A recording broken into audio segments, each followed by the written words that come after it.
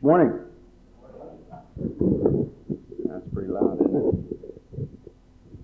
Yeah, it was good to have both the piano and organ going this morning.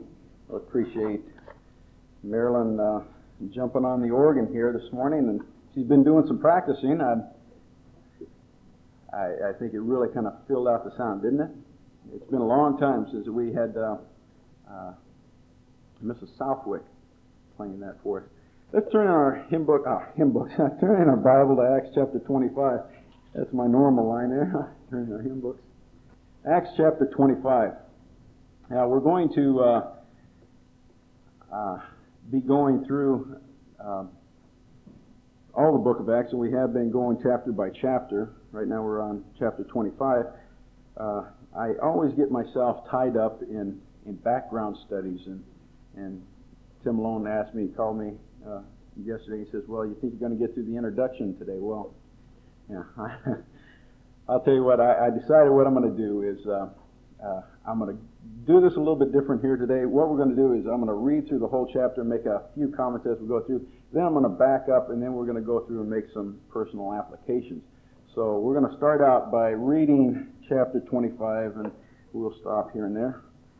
Here goes. Verse 1 of chapter 25 says, "Now, when Festus had come to the province, after 3 days, he went up from Caesarea to Jerusalem." We see that I guess it wasn't last week, it was 2 weeks ago, Tim Bourbonnais was taking chapter 24, and we saw that Felix was in power, and while Felix was in power, Paul had been arrested, and he was put into prison. And now this is 2 years later, and Paul is still in prison, and Festus comes into power. And it talks about 3 days after Festus had come into power, he come to the province. Okay, and went up to Caesarea, from Caesarea to Jerusalem. Verse 2, it says, "Then the high priest and the chief men of the Jews informed him against Paul." They were informing Festus against Paul. All right, and they had petitioned him. You know, these guys, went out and they've been holding this grudge for 2 years. Paul has been in prison. He's been out of the limelight here for 2 years, but these guys still are out after Paul. Now, if you remember, they had made a vow that Paul would not live. They would not eat another meal until Paul lived. And so I think these guys might have been catching some flack about making a vow and not sticking to it. And Paul was still alive, but he was in prison. Okay, so they went up, they saw, there's a new governor now. Let's go talk to this guy and see if we can get hold of Paul before he finds out the real details. Okay, verse 3, he says, asking a favor against him, against Festus, that he would summons him, talking about Paul, to Jerusalem. They asked Festus a favor. They said, Festus, he said, we have quite a number of Jewish people here in your province. Would you like to do us a favor? We can get behind you politically here if you do us a favor, Festus. And what they're trying to do, they're here doing some lobbying, all right, before Festus knows what's actually happening here. In the middle of verse 3 says, while they laid in ambush along the road to kill him. That's the same trick that they pulled back in chapter 23, isn't it? They tried to kill him. They tried to get Paul thrown when they tried to get Paul moved from one jail to another, and they said, now on his way down there, we're going to waylay him and we're going to kill him on the way down there. And it didn't work. And it was Paul's sister's son that had heard about the plan that were going to kill Paul, and so he had foiled the plan, and so now it got into the books that, hey, these Jewish people are trying to kill Paul for no reason. Festus didn't know about that yet, okay? And so they're trying to pull a quick one on Festus. We're going to do the same thing that we tried with Felix. Same plan, but a different guy, okay? Then it says, verse 4, it says, but Festus answered that Paul should be kept in Caesarea, and that he himself was going there shortly. Therefore he said, let those who have authority among you go down with me and accuse this man to see if there be any fault in him. I think Festus here, he didn't want to make a quick decision. This is a good politician move, isn't it? Well, I'm going to be up there anyway. I don't want to make a immediate decision. I think he was trying to buy time, so he kind of studied the case before he just let this guy go. And that's Festus, if he would have known the case, he might have just said, okay, well, yeah, go ahead. We'll move Paul down. It sounds fair, and I need these guys supporting me. I need these guys' votes. So what we're going to do, we're just going to sacrifice this guy and go ahead and send him down. But Festus made the decision for Paul to stay in Caesarea. It reminded me of a verse in Proverbs 21:1. It says, "The king's heart is in the hand of the Lord. Like rivers of water, he turns them wherever he wishes." Isn't that great? He put in the heart of Festus, keep him there. And maybe Festus didn't even know why he came out with that answer. But the heart of the king was in the hand of the Lord, and he directed it where he wanted it to go. Possibly there's somebody here this morning that their future activities or future relationships, or maybe even possibly future financial status, is going to be affected by a judge or by the government. Possibly by somebody that has authority over you, is going to be able to put you in a bind. We can claim this verse, Proverbs 21:1. The king's heart is in the hand of the Lord. And we can relax and say, God, direct them. You know how they're going to judge against me. You know how it's going to go. Direct them, Lord. The heart of the king is in the hand of the Lord. Verse 6 here. And when he had remained among them more than 10 days, he went down to Caesarea, and the next day, sitting on the judgment seat, he commanded Paul to be brought. I believe during these 10 days that he was sitting there, he possibly went around, trying to find out, what about this Paul? Man, this guy here has really caused an uprising here in this area. Let's find out more about him, And I believe he was trying to weigh the pros and the cons to turning Paul over to the Jews or going ahead and keeping him there. And I believe at this particular point, he saw how the Jews had tried to kill him, how the Jews had tried to waylay him once before. And I believe he saw Paul's innocence. But I think he also saw the advantages of a political move to turn Paul over. And he saw he was hoping that he could make a just decision on Paul's life and yet still be able to take care of the Jews. I'm going to go ahead and make some reference to this in a little bit. He really wanted to see if he could have the best of both worlds here, being able to judge Paul justly and to be able to give him over to the Jews. Verse 7. When he had come, the Jews had come down from Jerusalem, stood about, and laid many serious complaints against Paul. And this is the key, which they could not prove. How many have been slandered or gossiped against or assumptions made against you? All right. He says that they made serious complaints against Paul, which they could not prove. This was slanderous remarks, wasn't it? Well, he answered for himself. Now this is Paul. He didn't have a lawyer with him. He answered for himself. He said, "Neither against the law of the Jews, nor against the temple, nor against Caesar have I offended in anything at all." But Festus, wanting to do the Jews a favor, answered Paul and said, "Are you willing to go down to Jerusalem and be there and be judged before me concerning these things?" Paul was, he made a defense, and they couldn't accuse him of anything that he was guilty of. And so, if justice was going to be served, Festus should have said, "Paul, there's nothing against you. You're free to go." But he saw down the sight, if I let him go, the Jews are going to be mad at me. He says, so I got to do the Jews a favor here somehow. And Paul, I think, was getting a little bit ticked off here. He's saying, this is politics. This is something that, justice is not being served. I'm stuck here because of a political move. And so Paul, I think, when he's starting to answer Festus, I think he answered in a polite manner, but I think he was getting a little bit irritated. You can kind of tell by his answer here. It says, "Then Paul said, I stand at Caesar's judgment seat, where I ought to be judged. To the Jews I have done no wrong, as you very well know." I'll say now he's pointing the finger at Festus. He's trying to turn the table. He's starting to accuse Festus. I can see that finger starting to go, all right? He's saying, "You can't move me anywhere else, Festus." He says, "That's not your place." He says, he's starting to point at Festus here, and he says, "You know I have done no wrong." And he says, and you are not letting me go. Now he's getting a little bit irritated here at Festus, all right? And I think Festus kind of feels the political corner he's kind of got himself into.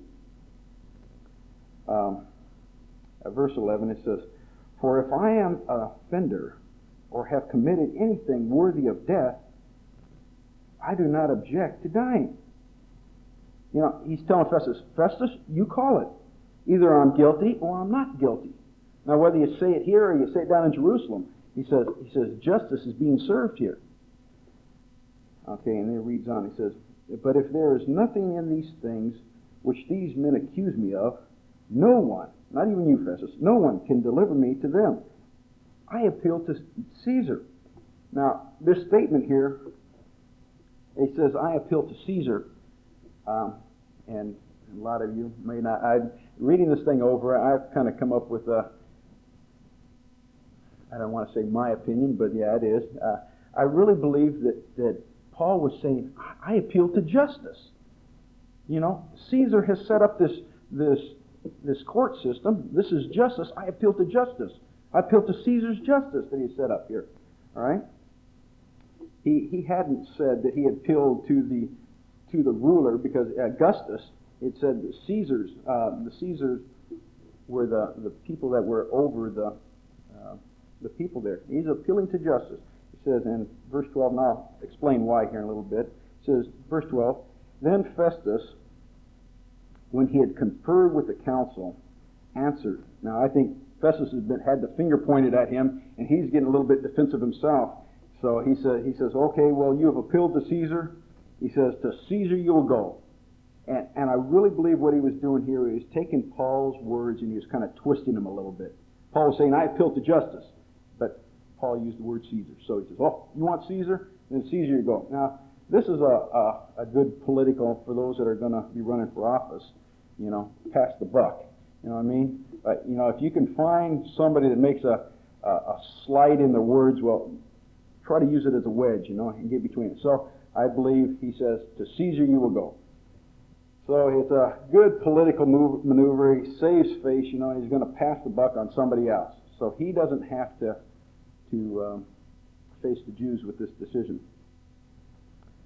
Verse 13, it says, "And after some days, King Agrippa and Bernice came to Caesarea to greet Festus." Now, Festus is a new kid on the block, and so all these political figures have to get over and have to visit him. All right, and they're doing some lobbying. If I vote this way, then you're going to vote this way, and they're doing this political mingling amongst themselves. All right, so you have Agrippa and Bernice that came to Caesarea to greet Festus. This King Agrippa, was the son of Herod Agrippa. He was the one that had put James to death. He was the one that had put Peter into prison. So he was familiar with Agrippa being Jewish also. He was familiar with the accusations that had been brought against the Christians, all right? Because his dad had put somebody to death for it. His dad had thrown somebody in prison for it. And I think he has a Christian come before him now, and he says, I really want to see why my dad was so ticked off at these guys. And so, he's really interested in this Paul. Okay, so when Agrippa showed up, Festus wanted to see if Agrippa could give him some advice on how they could corner Paul or get around this political mess. Since Agrippa was a Jew, he knew the Jewish traditions. He knew the Jewish religion. He knew the Jewish laws. And he was hoping, Festus was hoping that Agrippa could help him corner Paul and drum up some suitable charges. Because now, see, Festus had worked himself into a corner. He said, to Caesar you're going to go. Okay, but if he's going to send him to Caesar, his boss, if he's going to send him to Caesar, he better have a charge brought up against him. And he didn't have anything to charge Paul with, did he? You know? And now he's made a statement. Now he has to back it up. You know? And isn't that a lot like us? You know, we'll make a statement sometimes, don't we? And out of anger or out of pride or something, now we have to back it up and go, oh man, I'm just getting myself deeper and deeper. You know, I think this is what has happened here with Festus. Verse 14, it says, when they had been there many days, Festus laid Paul's case before the king, saying, there is a certain man left a prisoner by Felix. He's saying, hey, it's not my fault. You know, this is Felix's problem, but, you know, I'm dealing with it. And he's going to try to really pump himself up, make himself look good. He says, about whom the chief priests and the elders of the Jews informed me when I was in Jerusalem asking for judgment against him. It says, to them I answer, it is not the custom of the Romans to deliver a man to destruction before the accused meets the accusers face to face and has opportunity to answer for himself concerning charges against him. Festus is trying to portray himself as the upholder of justice. You know, I'm the good guy in this situation here, Agrippa. Verse 17 says, therefore, when they had come together without any delay the next day, I sat on the judgment seat and commanded the man to be brought in. When the accusers had stood up, they brought, this is the key, they brought no accusations against him of such thing as I supposed. Okay? He thought there was something really bad about this guy, all right? But he says they didn't accuse him of anything. And verse 19 he says, but had some question against him about their own religion and about one Jesus who had died, whom Paul affirms to be alive. Paul makes a statement here also. He says, I'm being judged for the resurrection of the dead. That's why I'm being judged. Just across the page here in your Acts 24 and verse 21, this latter part of it says, concerning the resurrection of the dead, I am being judged by you this day. All right? This was his defense against Felix. Now this is his defense against Festus. He says, I'm being judged because I believe in the resurrection. I believe that Jesus Christ rose from the dead, and that is why I'm being judged. This is not for any of these other charges, but because I believe that Jesus Christ rose from the dead. Are you willing to take a stand like that? That's scary, isn't it? I'll get to that a little bit later here also. But let's read on. You know, that one verse before I go on, Matthew 6, talking about the Beatitudes, it says, blessed are you when they revile you and persecute you and say all kinds of evil against you falsely for my name's sake. It says, rejoice and be exceedingly glad, for great is your reward. Okay, verse 20. It says, and because I was uncertain of such questions, this is Festus talking, whether he was willing to go to Jerusalem and be judged concerning these matters, but when Paul appealed to be reserved for the decision of Augustus, I commanded him to be kept till I could send him to Caesar. All right. So this is he's going to have to back up this statement that Paul had made. And so he's telling Agrippa why I made this decision. All right.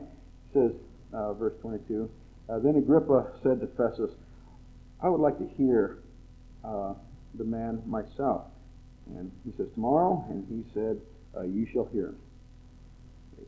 23. So the hearing is on. Now this hearing is not, Agrippa could not say one way or another whether Paul was going to go to prison or not. It was Festus's job for that. All Agrippa was going to do was hear him out. So it's just going to be a hearing. It's not going to be a trial. Verse 23, it says, so the next day, when Agrippa and Bernice had come with great pomp and had entered the auditorium with the commanders, with the prominent men of the city. At Festus' command, Paul was brought in. Okay, so now we see that Paul is going to have a chance to be heard without the Jews being there accusing him of something. Boy, this is a great opportunity, isn't it? And this here is going to be not only with the people he wanted here, but all the people. It says here with the commanders and the prominent men of the city.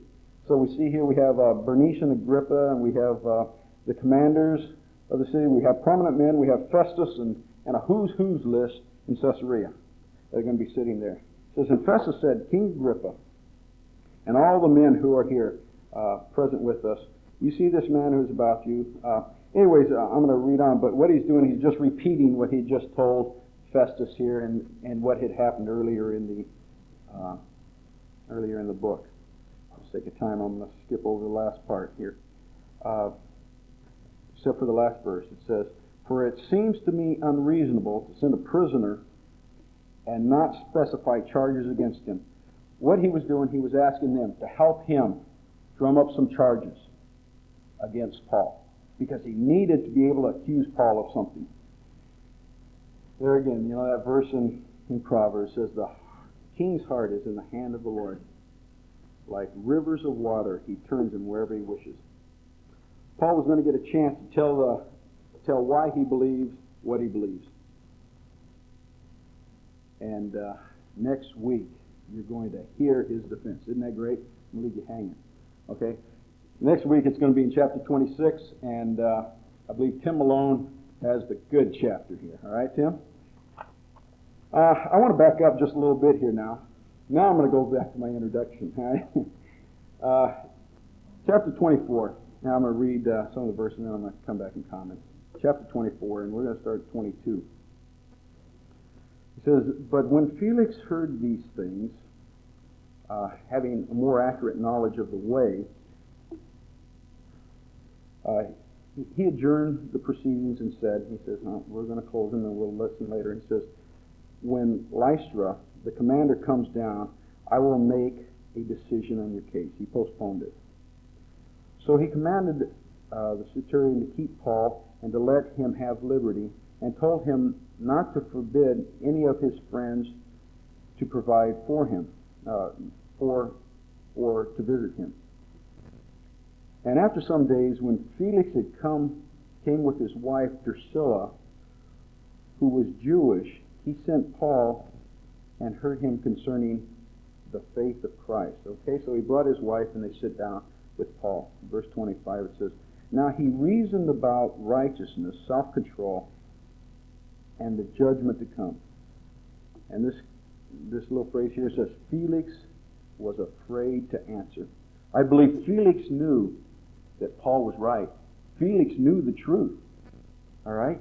He was afraid to answer. He says, go away for now, and when I have a convenient time, I will call you.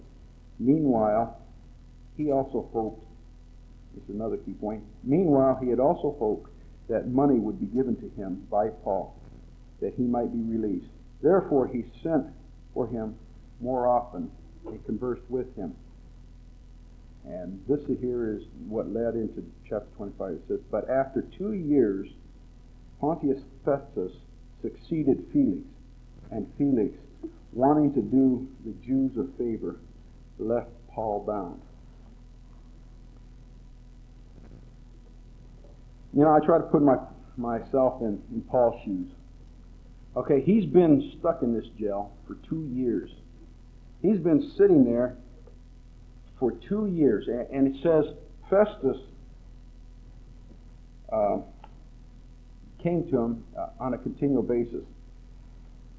I am going to skip over some of my notes here because I know I'm not going to be able to get all the way through them. But one thing I wanted to bring out. Felix wanted Paul to pay him and to let him go. Now, this is another one of my observations here that maybe doesn't set real well with some, but I believe Felix wanted to plea bargain with Paul. I believe that he saw Paul was really innocent. and I think this is the first recorded plea bargain that I can recognize. He says, now, Paul, if what we can do, we will. If I can charge you with these, and you say you're guilty, and I'll fine you, you give me some money, and then you can go. And in that way, the Jews will say, yeah, he did justice.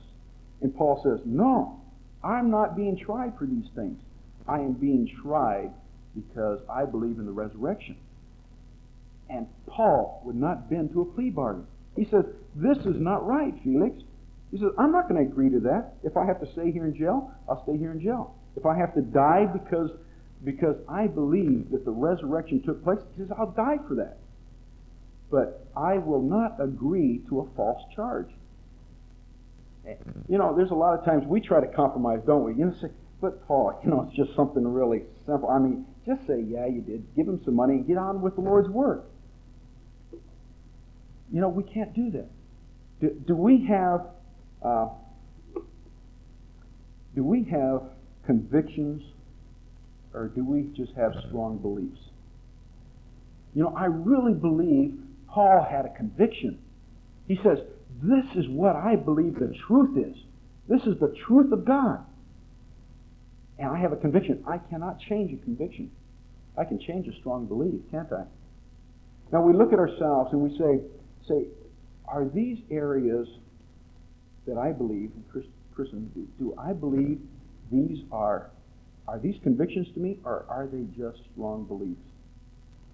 I really believe that they're just strong beliefs in our, because we can change them. We say, you know what, I used to believe this way, and it used to be a conviction, but now it's I really don't believe it anymore, and it becomes a strong belief, and we just let it go on by. I can, like Paul, plea bargaining. He could say, you know what, it really wouldn't be wrong for me to just say, okay, I said something wrong in the temple, and I'm sorry, fine me, and I'll go on my way. Paul says, that's not what I'm being tried for. What I'm being tried for is the resurrection of Jesus Christ, and I'm willing to die for it. Are you willing to stand up? Are you willing to sacrifice all that you have? Are you willing to sacrifice your home, your business, your family, your life, rather than compromise a conviction?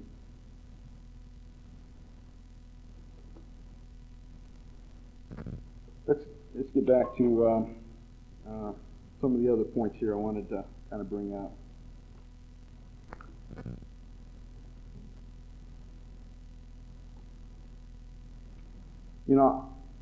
I try to put myself in Paul's shoes. I say, I've been falsely accused. I've been wrongly jailed, and my authority possibly knows the truth, but won't do anything about it. I wonder if you recall the story of Joseph. In Genesis 29, 20 through 22, and I was going to turn there, but I'm going to read on here. It said Joseph was falsely accused, and he was thrown into jail. He was thrown into prison.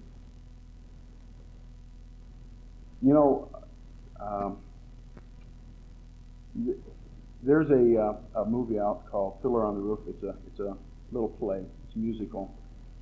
And this guy, I believe his name is Antibi, he makes this statement during the play.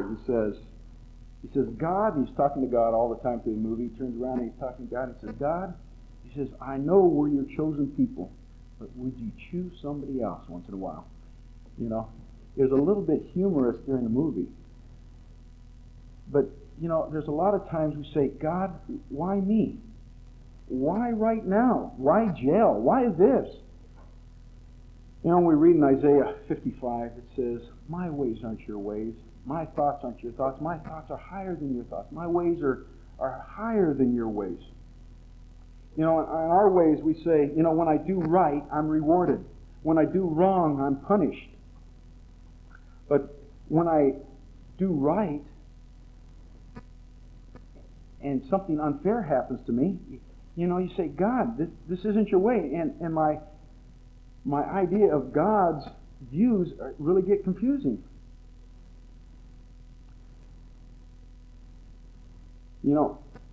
when we do something right and we get rewarded, great. When we do something wrong, we get punished. We say, that's what we deserve. But whenever we start experiencing mistreatment, we get mistreated by our friends. We get mistreated friend to friend, brother to brother, husband to wife, wife to husband. We say, why me? Why my children? God, how comes my children are going through this? Why my loved ones? I thought I was above this. The greatest test of this experience is the test of attitude, and we see that in Joseph, and we see that in Paul. Whenever I get taken advantage of, I want to fight back. I want to get revenge. I want to get even. It's because of the old nature, and we have to stay in constant check of our attitudes. 1 Peter 2, verse 20. 1 Peter 2, and verse 20, the last part. Let's go ahead and read the whole thing. It says, "For what credit is it if when you are beaten for your faults, you take it patiently? For when you do good and suffer for it, if you take it patiently, this is commendable before God." The same thing holds true here. When I do wrong and I suffer for it, you endure it. When you do right and suffer for it, you patiently endure it. This is the attitude that God is looking for. It's very rare, but it's right. Okay? There's three main areas of mistreatment, and I'd like to tie them right now. I was going to do this later in the message, but right now I'd like to tie them to Paul and also Joseph. You experience an undeserved mistreatment from your family.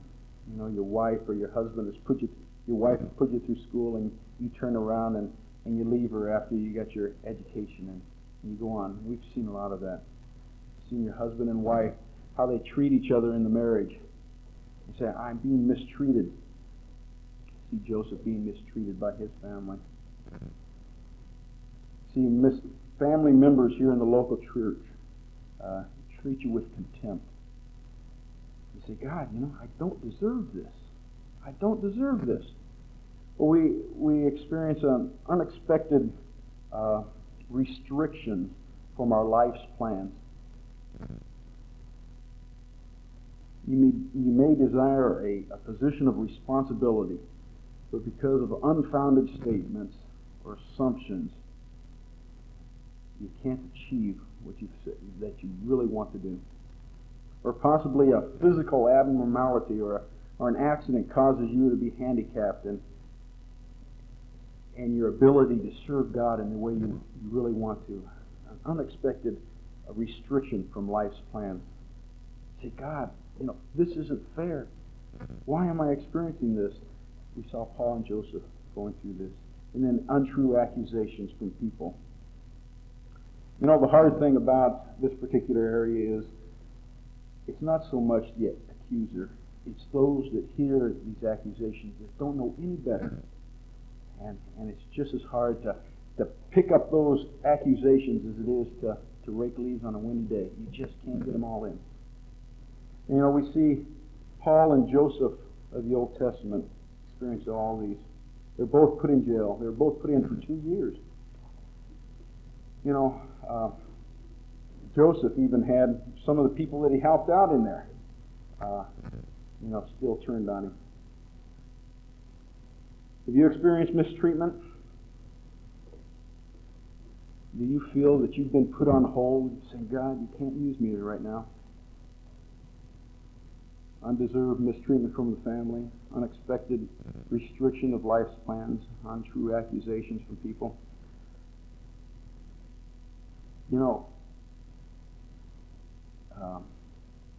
I think it was Joseph. He's saying, I could see God in all things. One of the statements Joseph made at the end of his life, he says, but as for you, you meant it for evil against me, but God meant it for good. Joseph was in the dungeon for 2 years, and not knowing why. that God, developing him through time,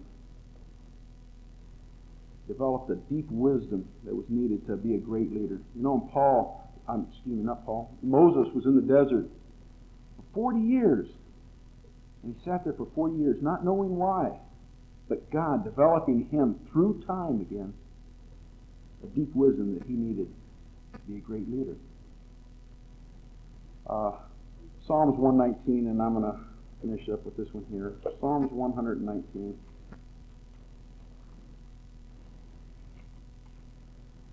And verse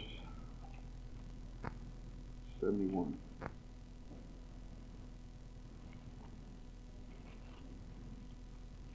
Psalms 119:71, it says, "It is good for me that I have been afflicted, that I may learn your statutes." You know, a lot of times we look at affliction as God punishing instead of God causing growth through him, don't we? God was causing growth. He says, "It was good for me that I was afflicted. It is good for me that I am experiencing this mistreatment from my family.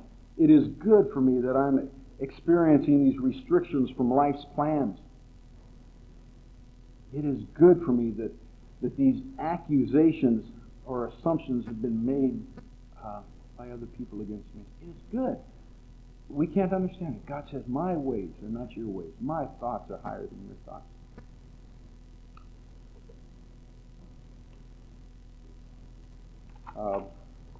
We're going to go ahead and close in prayer right now. And I'd like to ask Mike Connor if he'd come forward and kind of say a few words on the line of baptism.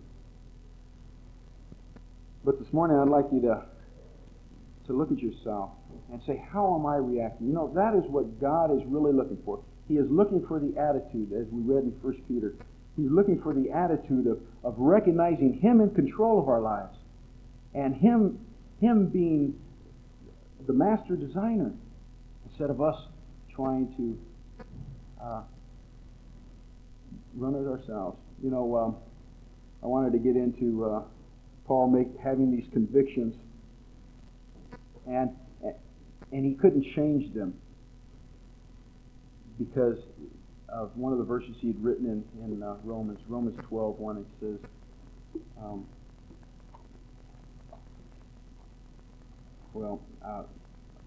a holy sacrifice is what his life is. He says, don't be conformed to the world, but be transformed by the renewing of your mind, you know, and making yourself a living sacrifice. You know the problem with the living sacrifice, and this is a Charles Swindoll quote. He says, the problem with the living sacrifice is it keeps trying to climb off the altar, and we have to keep putting it back on. You know, what we try to do, you know, we commit everything to God, and we say, God, I recognize it, but then we climb right off the altar and we try to do it ourselves again.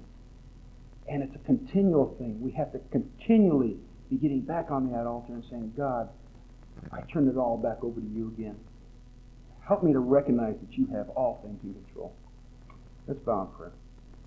Heavenly Father, we thank you for your word that you've given to us and that you've spoken to us through your word. Father, we pray that we won't be just hearers of the word, but doers only. Father, we pray that as we walk out of here this morning, that it won't be something that we've just heard and think, yeah, well, God, you spoke to me this morning, but I'm not going to do anything about it. Father, help us to do something about putting ourselves back up on the altar. In the name of the Lord Jesus Christ, we'd ask this for your glory. Amen. This time we're going to have Mike Connor come up here. Mike.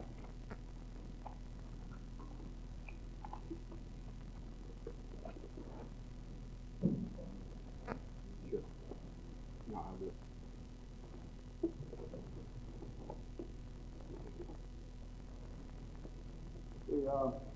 Hey, we have a pianist here. How about Marilyn? Or no, yeah, there's Marilyn.